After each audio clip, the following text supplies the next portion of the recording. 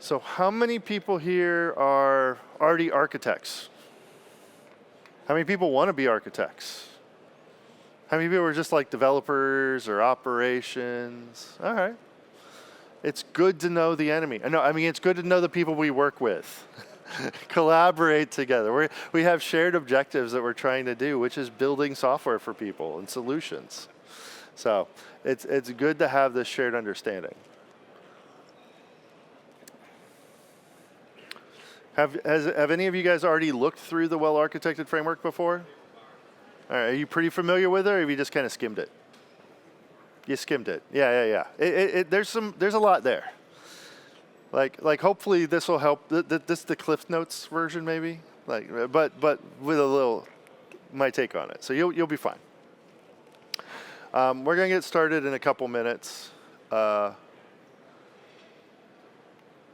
Like if you want to reach out and follow me, here's some of my contact information. So this talk and all of my other talks are out on GitHub at CodeBytes. So if you take a picture, feel free to go out to my repo.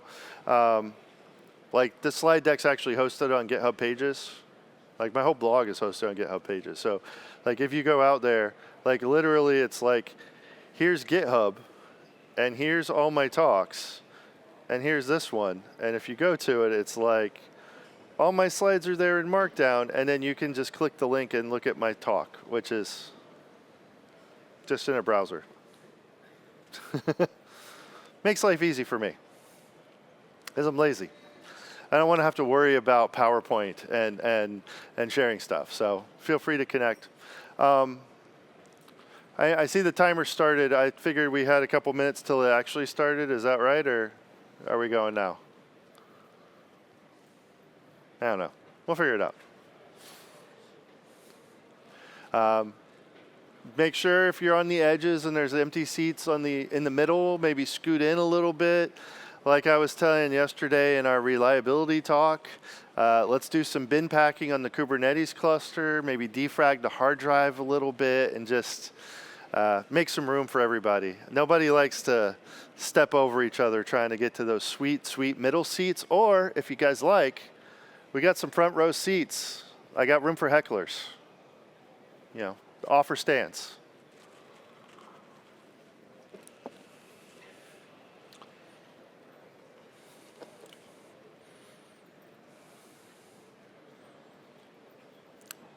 We got some seats in the front 2 rows. Come on up. Maybe I'll invite you on stage. We can do like a hypnotism act or something. I don't know. We'll figure it out. Anybody use a cloud other than Azure in here? Okay. So AWS and Google both have something similar to the Well-Architected Framework. This guidance is really going to teach you things to think about in architecture. Some of it will be Azure specific. Most of it's going to be generic. So you can use this anywhere. And hopefully a lot of the stuff we cover is things that you're going to be able to use throughout your career as you think about things and approach things. All right. Got to do the do not disturb on the phone. All right. Let's go ahead and get started. I think they're going to start closing the doors in a minute. Hey guys, we got some more seats up front in the first couple rows if you're looking for a space. All right, so we're going to talk about the well-architected architect. So this is going to give you a tour of some of the ideas and thoughts behind the well-architected framework on the Azure platform. My name is Chris Ayers. I'm a senior software engineer at Microsoft. I actually work on the Azure platform. I'm in Azure engineering, and I'm in part of a group called Azure, which stands for Azure Reliability. And inside Azure, I look at outages and incidents affecting the Azure platform. Like every day I'm on calls going over the things that have happened to the platform, and we look for patterns and anti-patterns on our Azure services to figure out how we can make them more reliable. how we can look at things with security or operational excellence. And so a lot of this experience I've had not only from being outside Microsoft, building on top of the Azure cloud, but now being inside Azure, doing stuff at scale. So I think it's a really, there's a lot of experience I bring that we can talk about. Again, please connect on all the different socials if you're interested, or GitHub. All my samples and demos are there. So we're going to talk about solution architect fundamentals. I kind of want to go over some things that are important. Just no matter how we approach things. We're going to talk about the Azure Well-Architected Framework, and we're going to kind of go into it a little bit. We're going to look at some of the different pillars and topics and trade-offs, because all architecture is trade-offs at the end of the day. And this is something I think you're going to realize as we keep talking about it. And then we're going to go into some of the really cool specific things that they built into the Well-Architected Framework, like service guides and architectural like workloads that you can look at. So when I think about solution architecture, there's some fundamentals I think apply before you even get into the nitty-gritty. And that is like, we need to be intentional. We need to be intentional about what we design and how we architect things, because if you don't have intention there, the accidental choices that are made become the architecture. And then you have to live with it. So having some sort of decision framework is really important. And how you approach problems, like through design patterns, is very important. And also understanding what you're building today will probably last for 5 to 10 years, and you need to have an idea of how things will grow and adapt in the future. So you need to kind of go into any architecture discussion with those mindsets, like how are we going to grow and have additional content or size or scale over time. Now, operations, I think, is extremely important as well. Like, we don't all want to be clicking out into the portal or manually renaming a thing. So we got to think about, how do we operationalize this? How do we sustain this and support it over time as we build and develop our solutions? Now, we're not even at the technology level yet, like at the deep implementation details. This is just process and people and the solutions we're building. And how do we keep learning about that problem space? And then finally, architecture is a team sport. So we're going to have everyone from business owners and product owners down to engineers and security pros. So we need to have some sort of way to share responsibility and collaborate across the board. You have to make these ideas known and shared. And we need a good methodical approach for this. So architecture is a decision system. Like, we're being intentional. And so we need to understand how to take these requirements and kind of map them into those patterns, into the platform choices we make. We need to make sure that we bake in those operations, and we need to be able to identify and surface trade-offs as we go. So one good way to do this is to keep design iterative and small and reversible, and we can build on it over time. It should be a series of ongoing decisions, not just, we decided, and now we are stuck with it. Has anyone worked in an organization where you've had a decision in an architecture, and even though there's better ways to do it or new experiences that have come up, and you're like, we could do it a different way, you just stick to the plan because you can't adapt it? Has anyone had that? How well did that work out? Who likes static plans? They don't work. So having a decision framework helps with this. Like being able to track these things. I'm a big fan of ADRs, architectural decision records. You can check them in, they're in Markdown, they're in easy format, and I'm going to show you an example of one, but they can be checked in and there's discussions that go on. You can weigh out your different choices and go, hey, I could pick A or B or C, and if we pick this, we can always change our mind later, and we're probably going to go this way for these reasons. So you document these, and they can be linked to your backlog. So they're checked in and tracked. And like those discussions you had in those meetings where people are like, I think we talked about this 6 months ago. Write it down. Anyone have access to Copilot for Teams? You can ask Facilitator or Copilot. So Copilot is just for you. Facilitator is for everybody in the meeting. And it shares the response to everybody in the meeting. You can say, give me a list of action items and decisions we made, and then you can take that and put it into a Markdown file and check it in and have a PR. Your meetings are now design discussions. You can kind of know places where you might want to start applying patterns just at the component level. I know all architects love our boxes and arrows. Like we know if we're going to call this external system, we might need a circuit breaker, or we might need some caching here. We know that these are patterns that have been built over time, and it's not something new that we have to go figure out. We can even think about, hey, we're going to have customers growing, and we're going to have more data transfer, and like we might need to think about scale over time. So patterns help with that. We can even kind of keep in mind, hey, we're on this platform, it's good supported for 10 years, versus, hey, we might be on this thing that's still forming and new, and it might change a lot. So be a little forward thinking as we architect. Again, fundamentals. How do we make sure our system is going to be supported over time? Do we have monitoring as a core requirement of our pieces? Do we have some sort of metrics or signals that we go, this is where we're doing right, customers going through and paying or checking out. This is where we're failing, where our queues separating components maybe get really big. We're not even at a technology yet. We're just kind of at the patterns, and we can identify where there's bottlenecks before we get to implementation. So this is kind of like the table stakes, the things we have to have, the cross-cutting concerns, just kind of constantly keep in mind. Because if you can't support it in a production-like manner, it's not done yet. Like you don't want to have the guy or the person called on vacation to say, hey, can you do the thing that you know how to do because nobody wrote it down? Operation and support. And, like I said, this is where these tools and this stuff comes into play. ADRs, writing things down, having checklists, being intentional. If you're not intentional, your accidental architecture is your architecture. So this is an ADR, if you haven't seen one. Usually they're numbered. So you see like, hey, we're going to do a multi-region strategy. They're usually dated. You might have some that have different states, like, hey, we're discussing it. We've accepted it. Some cool examples. You'll see these in the .NET framework, or the .NET, modern .NET like repos. You'll see them in Aspire. They have some of their ADRs documented there on how they've approached things. They have patterns for this. I have them in our internal repos. They kind of, like you can lay out like context, decisions, consequences, and it goes on. But these are checked in and in a PR, and people can discuss them and edit them, and then it's this record that's checked in. Like, if you haven't looked at ADRs, please check them out. They're a really great tool.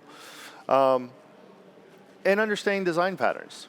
These apply pretty much to every cloud, every tech, every language. You're going to have these type of patterns, and they each are there to solve a problem. Like if you have dependencies that could give you lots of errors, you might use something like a circuit breaker.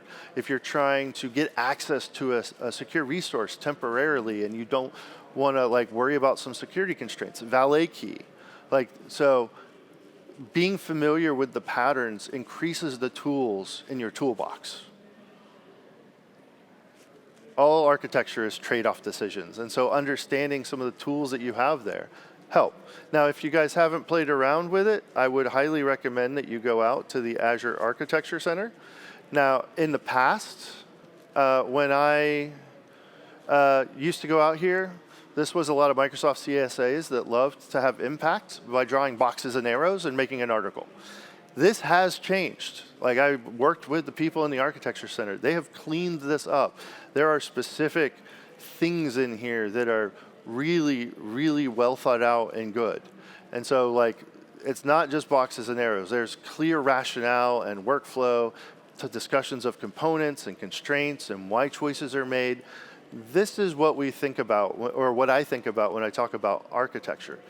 They lay out the choices and options and why we picked this over that. And these exist out there for almost every solution, every technology that you're looking for. And you can look through them and gain some experience just trying to decide, why should I approach it this way? What are some things I didn't think about? And this is where we have to keep thinking about the future. What does growth look like for us?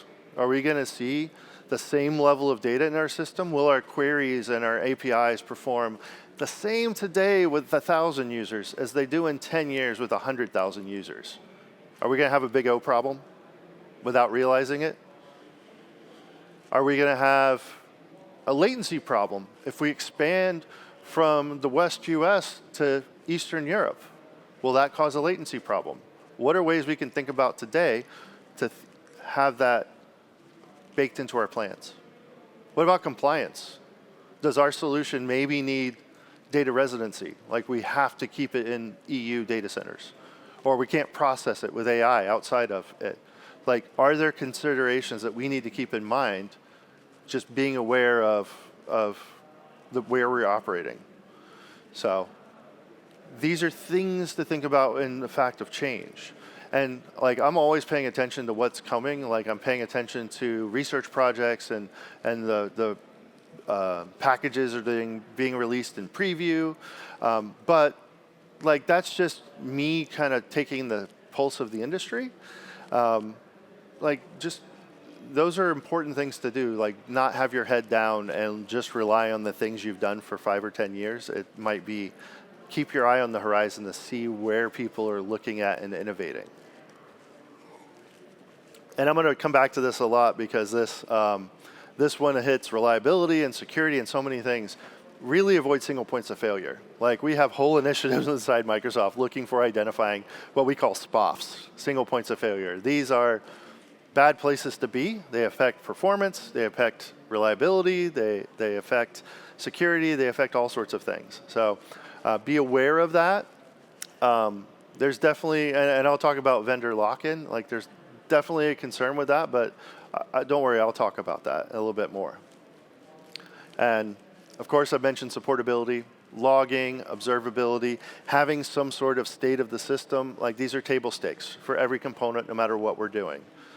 Supportability, like, do we have self-healing or graceful degradation? Do we have ways that people can operate?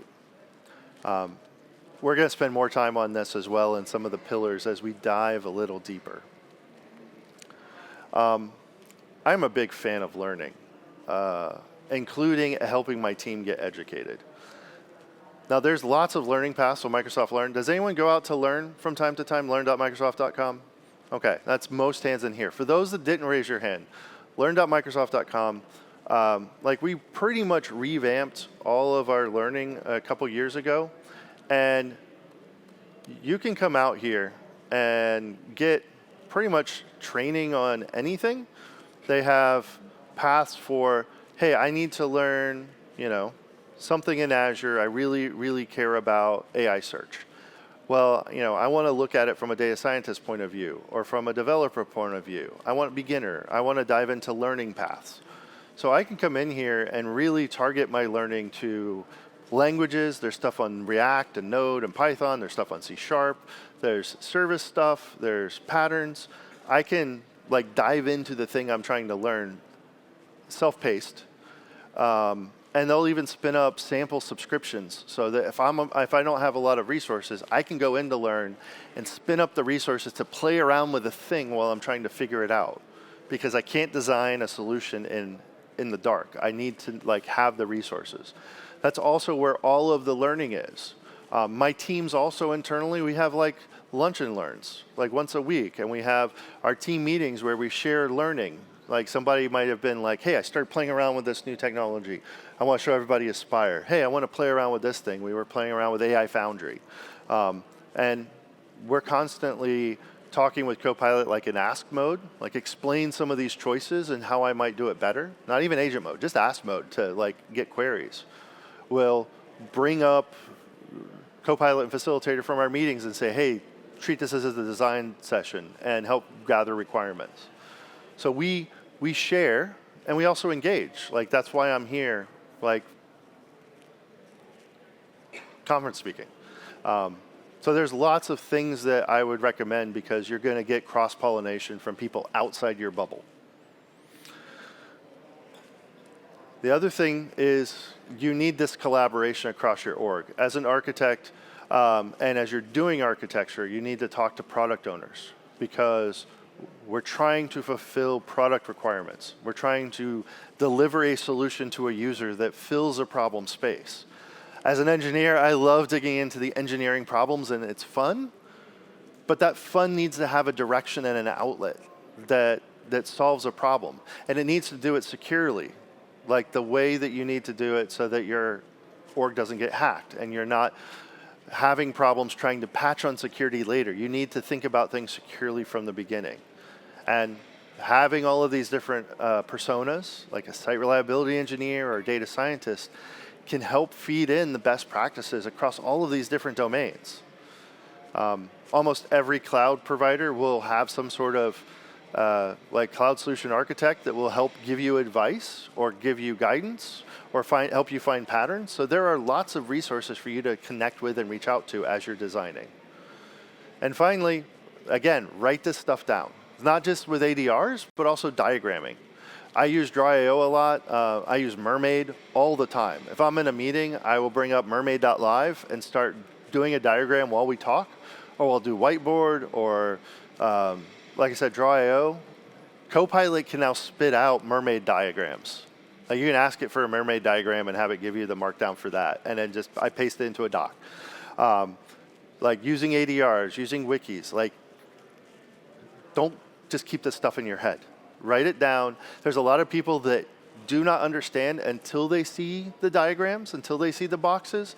And if you've never heard of C4, C4 is a wonderful technique for this. This is multiple diagrams in different levels, like data flow levels, code level, context, like it's designing diagrams in the right context. So these things apply to everything you do in architecture. So let's dig a little bit specifically into the Azure Well-Architected Framework to give you some of our guidance around how we approach problems. So this Well-Architected Framework is designed to do a couple of different things through how we've done our own work, how we've worked with customers, how our CSAs have worked with customers, just kind of across the board. And I've actually helped contribute to the Well-Architected Framework. I know many of the people in skilling and worldwide learning and patterns and practices that have written a lot of these articles and continue to update them. And we want more resilient things. We want more security. Every customer wants to optimize their costs. And we understand that, and there's ways to do that. And we want to make sure that you have better operational excellence and that you get the right performance and cost mixture. For most companies that try to adopt and follow the Well-Architected Framework, they have a dramatic return on investment, and they have a lot of reduction in downtimes, there's cost savings, and they actually start moving faster in more secure ways. So the 5 pillars that we cover usually are reliability, security, cost optimization, operational excellence, and performance efficiency. So we want to be able to stay available and recover. So it's not just being available, it's also when things happen. Failures will happen. The lock note tomorrow, failure is always an option. Like that is true. So we want to be able to recover when that happens. We want to protect our identities. We don't want people coming into our systems and stealing data or compromising things or doing things that they're not supposed to.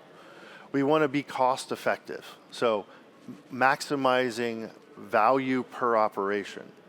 So customer operation, customer acquisition, that sort of stuff. We want to be able to build and deploy as quickly as possible and scale through operational excellence. That means identifying and logging things early. And then we want to make sure that we're not over-provisioning and we're not waiting on long queues and processing time because we've picked the right models, the right sizes, the right compute.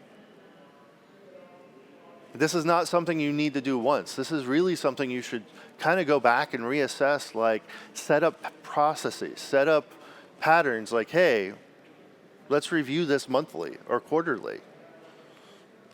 So let's start with reliability. I did a whole talk on this yesterday, and I almost ran out of time just talking about reliability because there's so many things we can talk about with reliability. But will it stay up?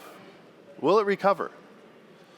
You know, in some cases this is, yeah, high availability, is it always available?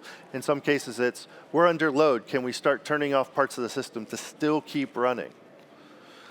You're gonna you're going to see lots of terms associated with reliability. I don't define them all on here, but this is really keeping the user promise. Are we going to be able to deliver the solution even when we're hitting a Black Friday spike or Boxing Day strike, or we're getting a DDoS or something like that? We still want to be able to reliably deliver to the user.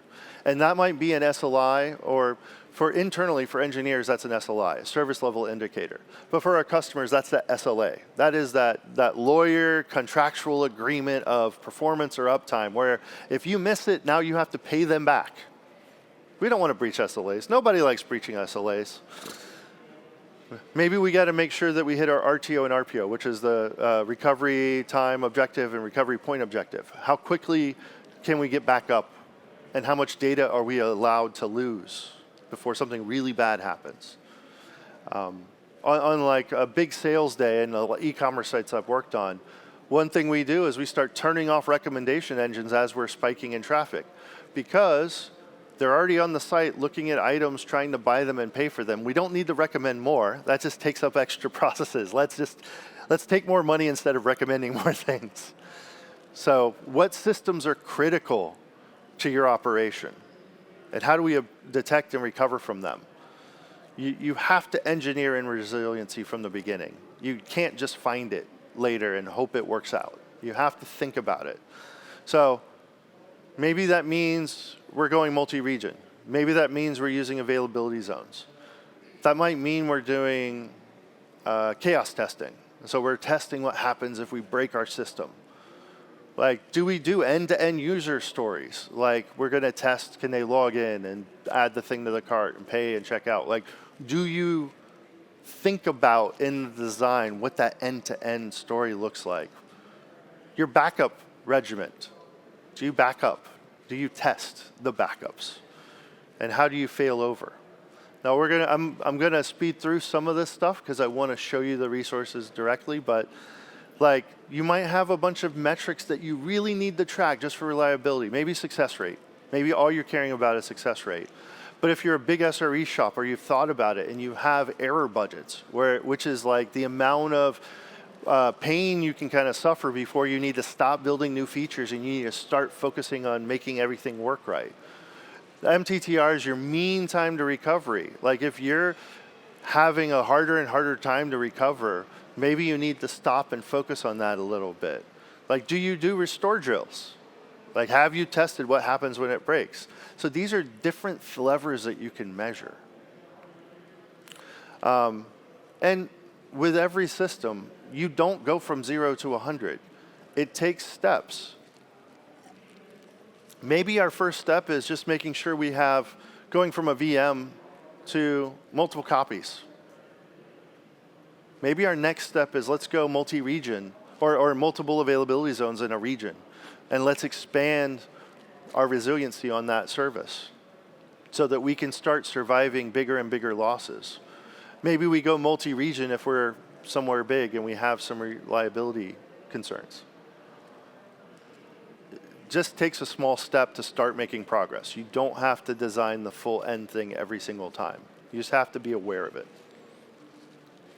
So let's say you need to start today to try to make your systems more reliable. Well, right now, maybe you have manual restarts and you don't know what your backups are like. Well, define the terms. Do you know what your recovery time objectives are? Let's write them down. Let's talk to business and go, what are our objectives? Okay, have we tried failing over? Let's try do that. Let's make sure we can recover. It doesn't matter if you're available if you can't recover from a problem. Now that we kind of have recovery back on the table and we kind of got it under control, let's start moving towards, operations like runbooks or chaos testing, where we can start looking at the reliability of the system as a whole. Let's start looking at failover and so think about taking steps to continuously engineer resiliency. Remove the unknowns, speed up detections, and then start working on automation to help with that. Baby steps, crawl, walk, run. And we can approach this across a lot of pillars. So, and we're going to dive more into them, but reliability, look at multiple availability zones, look at multiple regions, look at data protections and backups, look at your modeling of your metrics and your health. Again, focus on removing your unknowns. And then we can start building on that.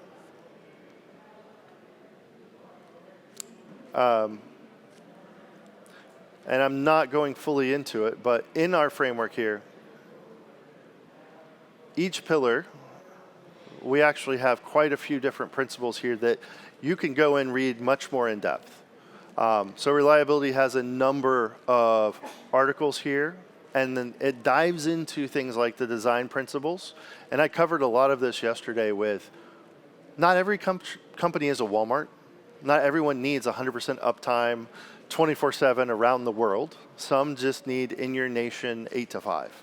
So there's a number of items here and checklists here that can dive into the specific details like failure mode analysis or understanding user flows. And we're going to dive more into these later, but discussions of trade-offs and maturity and growing and design patterns that you can leverage specifically for resiliency. These are all baked in here, and you can spend a little bit more time diving into them. And now security. So security to me is a reliability problem. If you're breached or abused, like DDoS, if you're taken over and someone's doing something and the system's not supposed to, that is the same as a reliability problem. You probably got to take down the system and assess it to see what happened if there's data loss. So security is not just important to reliability, but also brand image and all of the other things that go along with a potential breach. Understanding how your system can be compromised is a core part of architecting for security. Where are you crossing boundaries? Where are you using identities and passing things through? So understanding how your system might be attacked, like the threat model, is extremely important to try to spend a little bit of time to think through. Could somebody get a hold of this key and access a storage account? Could somebody try to join a group they shouldn't?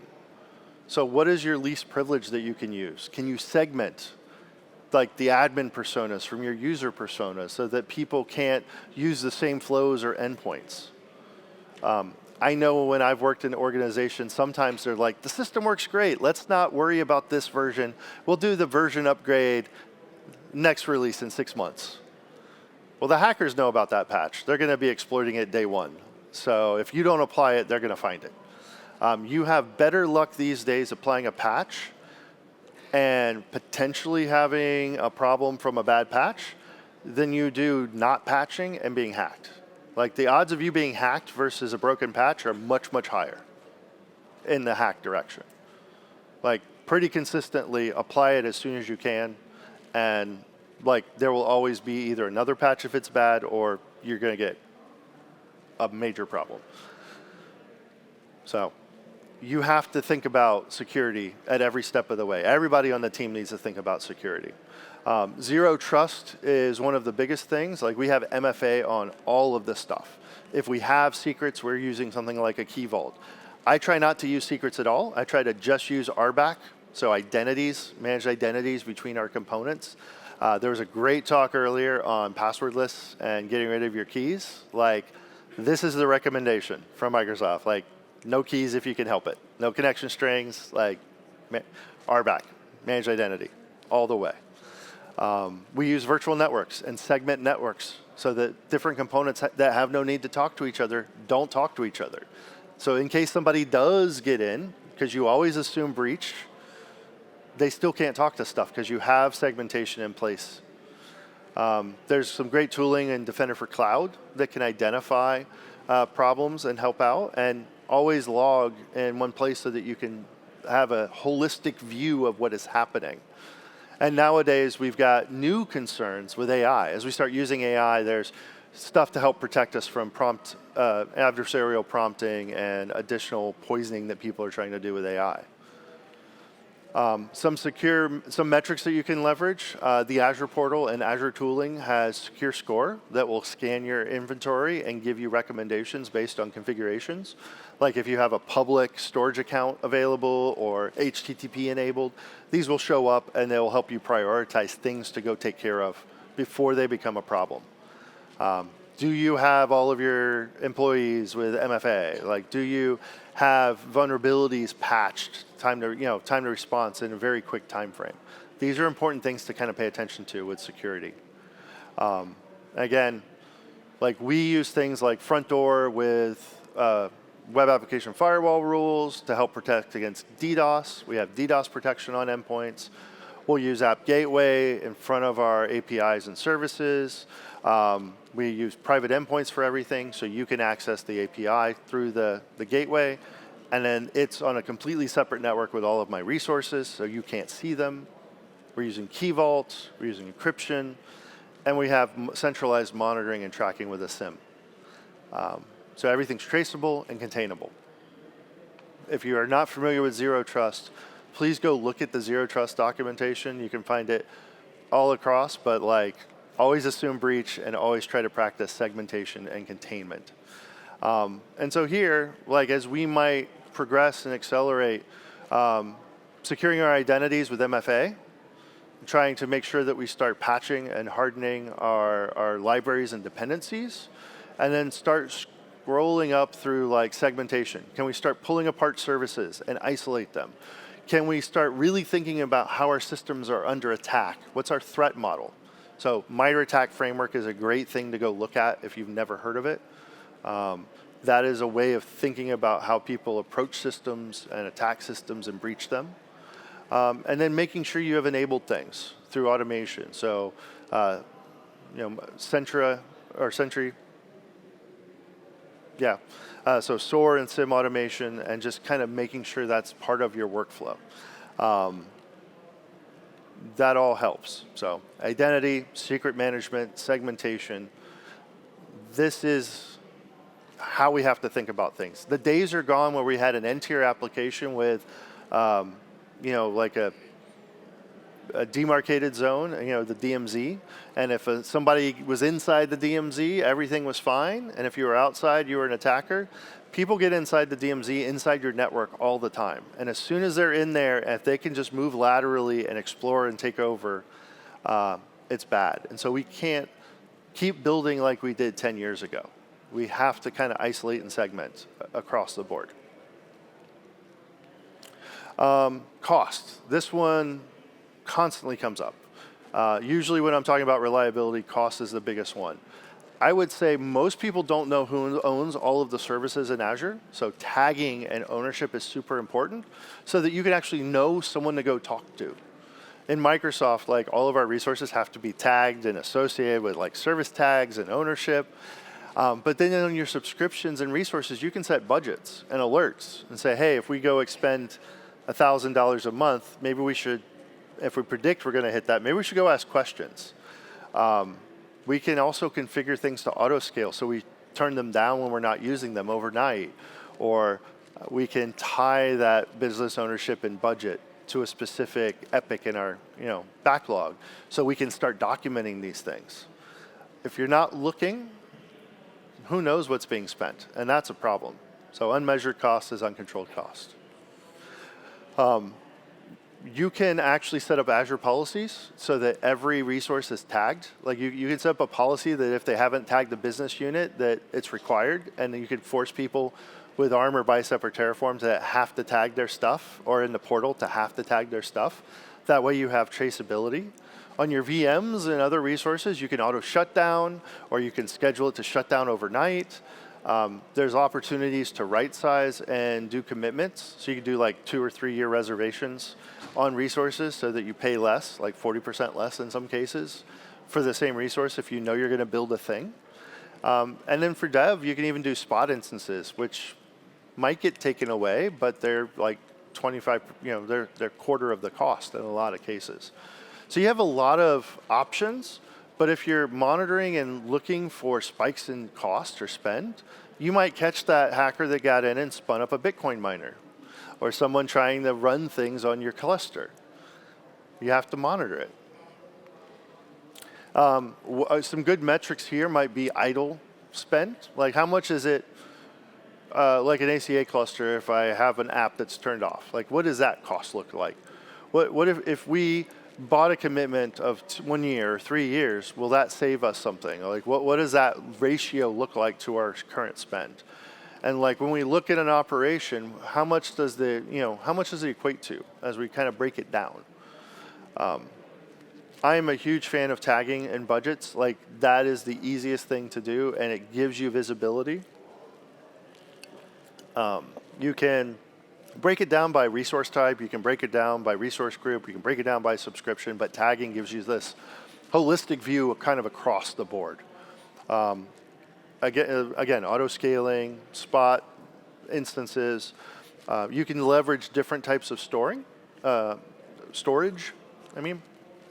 Essentially, you might need in dev just LRS, which is I don't have instances around the world, and up in prod, you might want global copies of your instances. So you pick different things for different use cases so that you can optimize your cost.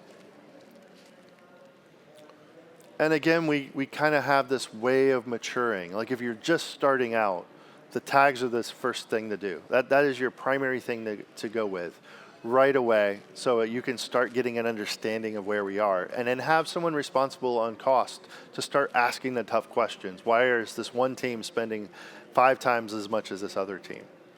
Like, get a cost model in place. Understand what operations look like on a daily basis. What is the cost of doing business versus development versus what is that? Because they usually fall into some of those buckets. Get the usage patterns. Get the idea of what is the right size for us in our daily operation, and how can we optimize that, and then handle the bursts of other traffic. So again, everything's about understanding and then automation at some level. Crawl, walk, run.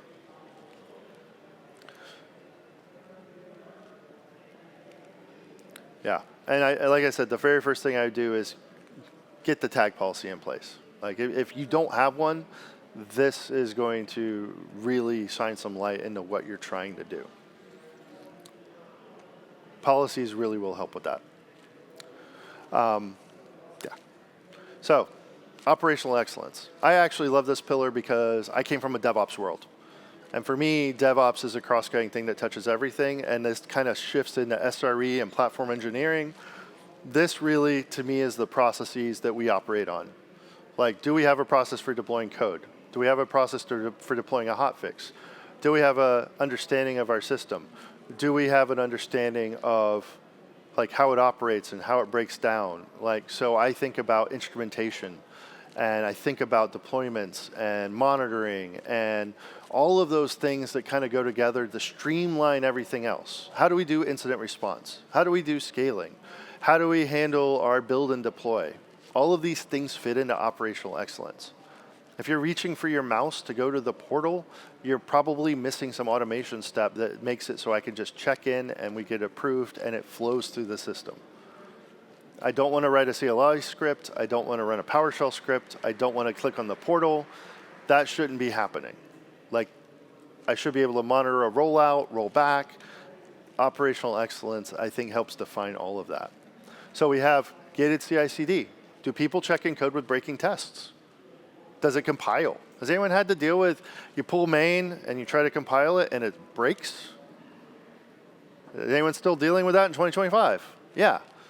Pipelines. We should prevent this. We should have PRs. If you deploy and you nuke all of prod at once, that's a problem. So we should have understanding of blast radius. It may be progressive rollouts. We deploy in rings, or in Azure's case, in regions or in data centers. We want to be able to detect a problem before it hits everybody at the exact same time. Do we have dashboards to monitor and understand these things? Do we have run books on what happens? So when we have our DRIs, our directory responsible individuals, like when there's an outage, they have a run book. Like, here's what we do. Here's how we check it. Here's the queries we run to assess it. Here's the steps we do to fix it. It's documented.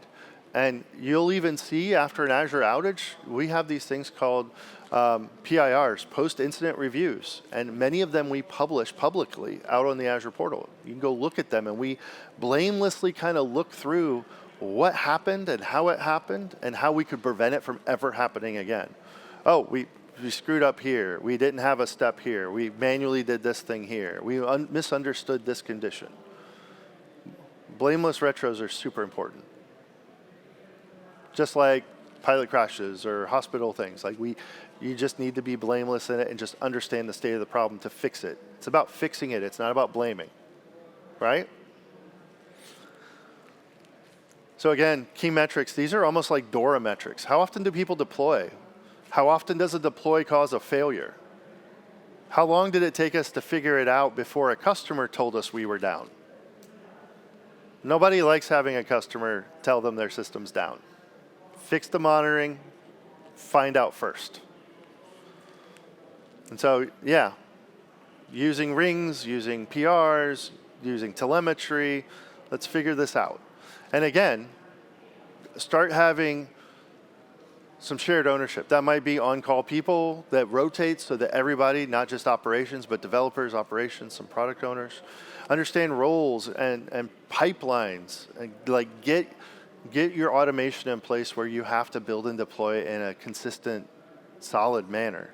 Start getting dashboards to track, uptime, deployments, incidents, and just continually try to improve. Operational excellence feeds all the other pillars, giving you the tools. You set up cost management? Cool. Have a dashboard for it. Track that as part of your metrics. Oh, you have performance problems? Track that. Oh, you have security incidents? Track that. Have a board. So it all applies. These things are going to speed you up. You go slow to go fast. So as you build in the tooling and the frameworks and the pipelines, it's going to enable you to not worry about that ever again and just go faster. Most orgs have seen that when they do it. It just takes a little while to get into it. And finally, performance. I know as engineers, all of us like to crank it to 11 and just say, I want the 64, 128 core machine with 2 terabytes of memory. Awesome. And as we're working with engineers and we're working with architects, I might pad the numbers a little bit because I want to make sure it works well, and I hand the numbers up, and then they might pad the numbers a little bit and hand it up, and then they might pad the numbers a little bit. And at the end of the day, I've seen sometimes where it's 2 or 3 times the resources that you actually need because everyone's padded it a little bit. And there's no real traceability from what you actually need and are running to what's actually deployed, and you start getting cost overruns.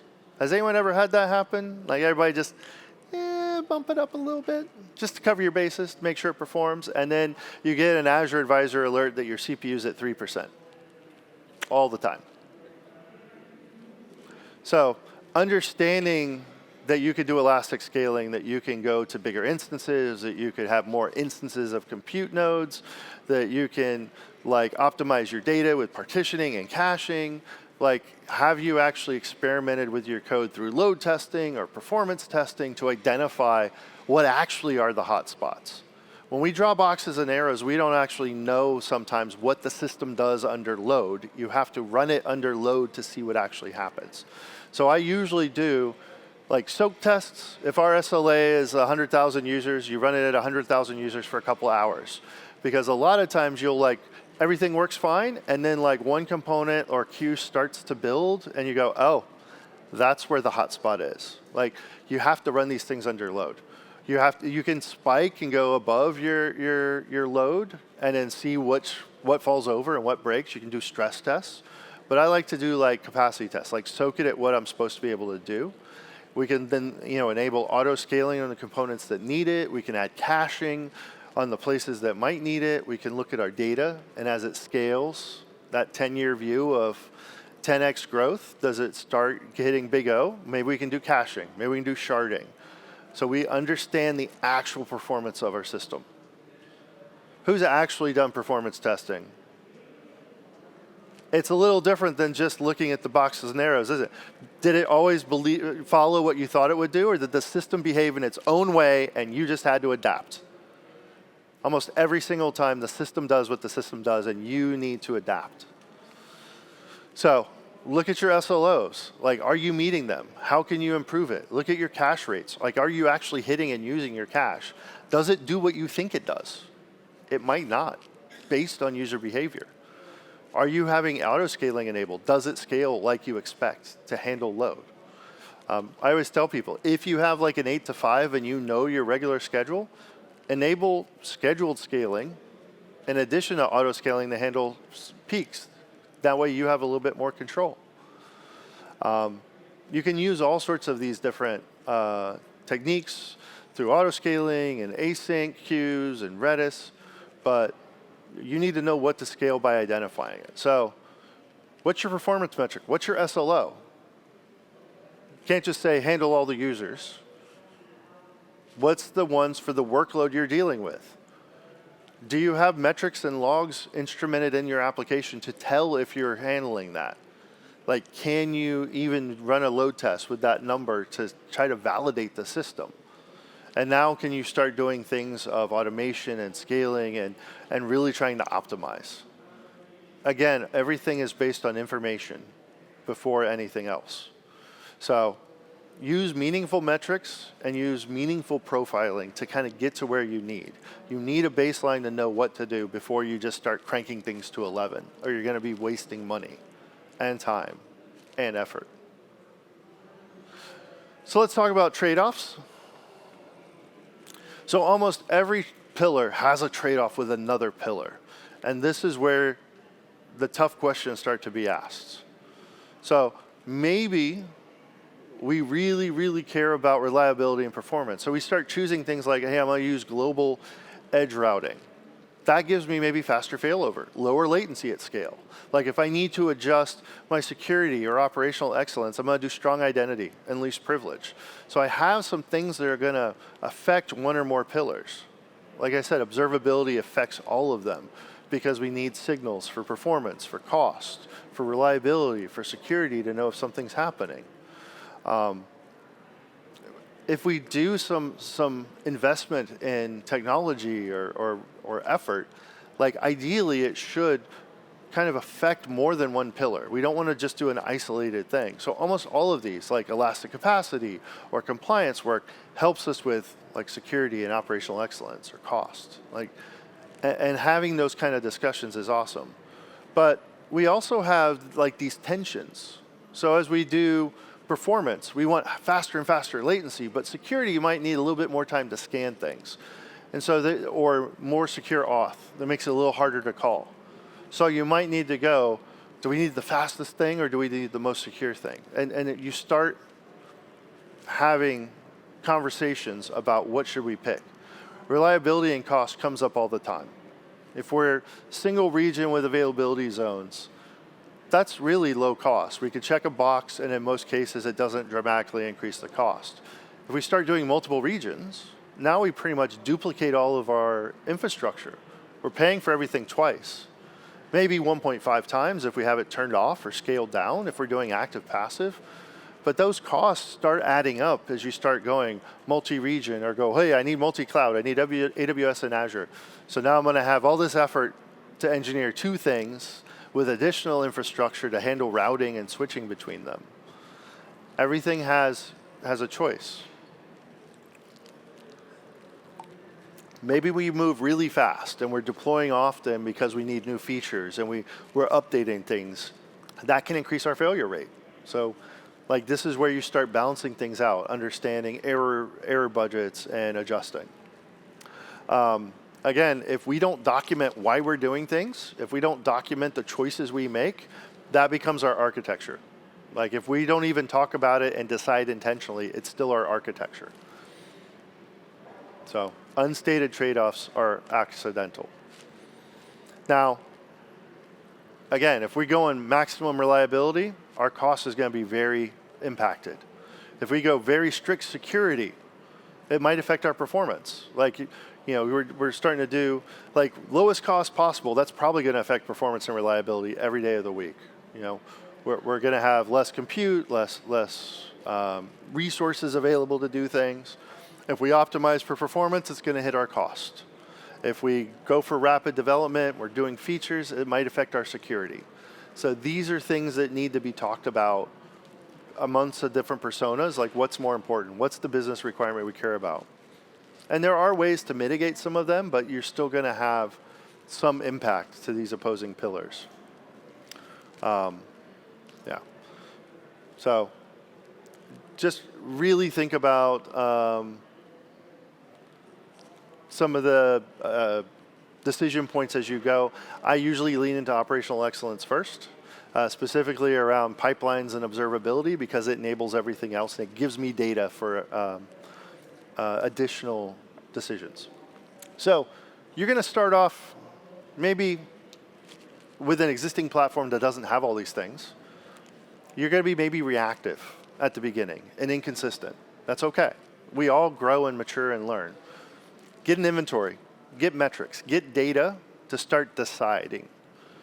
Decide on some standards to help raise the bar, and then start doing it intentionally. Have dashboards so that you can look at it and report on it and talk about it. It's a feedback loop. And now you can start making decisions based on those inputs. And then you can start predicting where your next problem will be. And you can start doing continuous reliance engineering. Now, I just want to ask a couple quick questions. We have a few minutes. Let's say I'm in healthcare. I'm dealing with PHI in America, that, private health information. I got a new system, and I'm really caring about compliance. Like, should I focus on costs first, and then performance, security? So what do you think? Who thinks A? B? Yeah. C? All right. We really need to think about security first because of the scope of the problem. Decisions change. What about retail? We might be dealing with a viral spike in traffic on Black Friday or Boxing Day or something like that. We're expecting this huge surge in thing, and we want to think about low latency and scale out. So, you think we should do a single region, A? Active passive with scaling, B? Active with additional scaling? Or just serverless? All right, serverless has some options, but it could be either B or C, I think, depending. If you have not a worry about the cost, C is probably the better answer since you're already active, but if it doesn't fall through, then B is probably a better choice. But either way, is your system architected to handle multiple regions? Do you have a visually consistent on the data? Like, have you started thinking about the data problems of multiple regions before you've even gotten to the decision point of active, passive?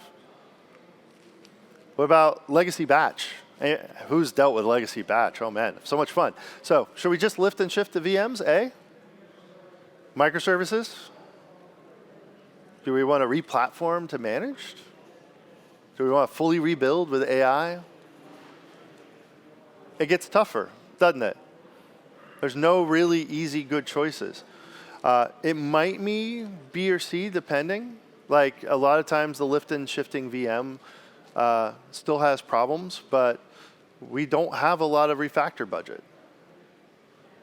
This is why you need to go back to business and have conversations and figure out what's really important. Like, they're not always obvious. What about, we're going to build the next social platform? So there's lots of balances. We want to be quick and iterate, but we don't know what our growth trajectory is. So we might have like, ooh, we're going to go multi-region and have a big cost burn. So A, you think we should do security up front? You obviously haven't worked on social media. It's not A. B, yeah, MVP within hardening. C, all right, and D. Yeah, so MVP, incremental hardening, that's a good one. You could also focus on ops automation, but it might be a wasted effort. You built this awesome framework. I think B is a good answer for a lot of them. Now, I do want to quickly cover a couple of these things. So there's these service guides in the Well-Architected Framework. For every Azure service, they have a guide that tells you the best practices. Same with workloads. So I'm going to go hop out to them real quick because I want to show you. So back on the Well-Architected Framework, okay.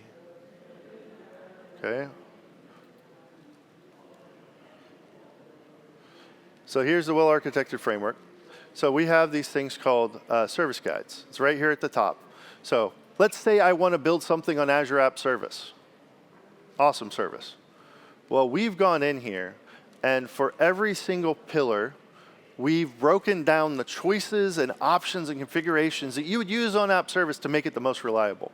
So there's like a design checklist for reliability on app service with like things to think about and like using multiple instances, like try to do this, try to have a scaling strategy, and there's links out there to take you to other stuff.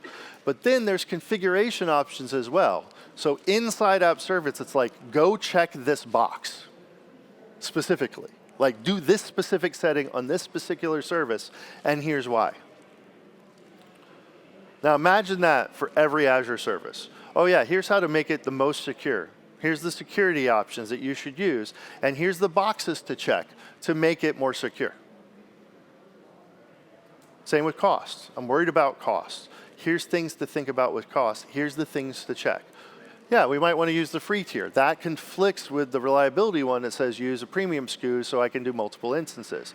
So there's a difference here. Operational excellence, like how we can pipeline it out, and then trade-offs. So all of these things are well documented, along with policies, advisor recommendations, and even an example architecture you can use, like a highly reliable base example. So the service guides, I love. They're just incredible. The other thing I will point out is the workloads. So there's a number of workloads here. I documented them before. So maybe you're running SAP, or maybe you're doing a SaaS platform, or you're doing mission critical operations, or you're doing something with AI. They have documented out here, hey, let's get started on our AI workload documentation. Well, what is it? Let's define it. Let's talk about, are we doing just generative? Are we doing machine learning? Let's look at our design methodology. And so there's the choices and the things to think about, like what are we trying to do?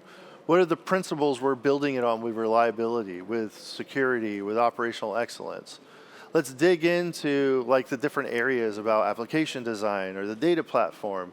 Who are the people that are using this? Like, are we having administrators or data scientists or users? And then here's an assessment. So you can actually come out here and run this assessment and go, hey, have I designed my platform in a way with like grounded training data and responsible AI principles? So all of this is documented in these workloads, and you can come and find a workload that matches yours and then use that to help figure out where you are in your journey to implementing these. And that applies to the well-architected framework as well. Now, I've got time for just one or two questions, but I'm going to share this. All of these things are documented out there. Like Advisor is out there on the Azure portal. It'll look at all of your resources, and it'll give you recommendations on cost, on operational excellence, on performance, on reliability. The Architecture Center has these patterns and implementations that you can look at. There's the review assessment tool where you can go assess your own stuff and just ask questions about, am I following WAF on these implementations? There's even the thing called April, which is the Azure Proactive Resiliency Library, which will help scan your stuff to see if you're following resiliency. And there's some learn sessions that you can go read through to help you guide through some of this.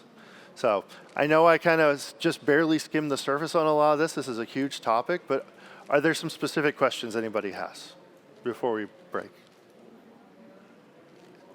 Anybody?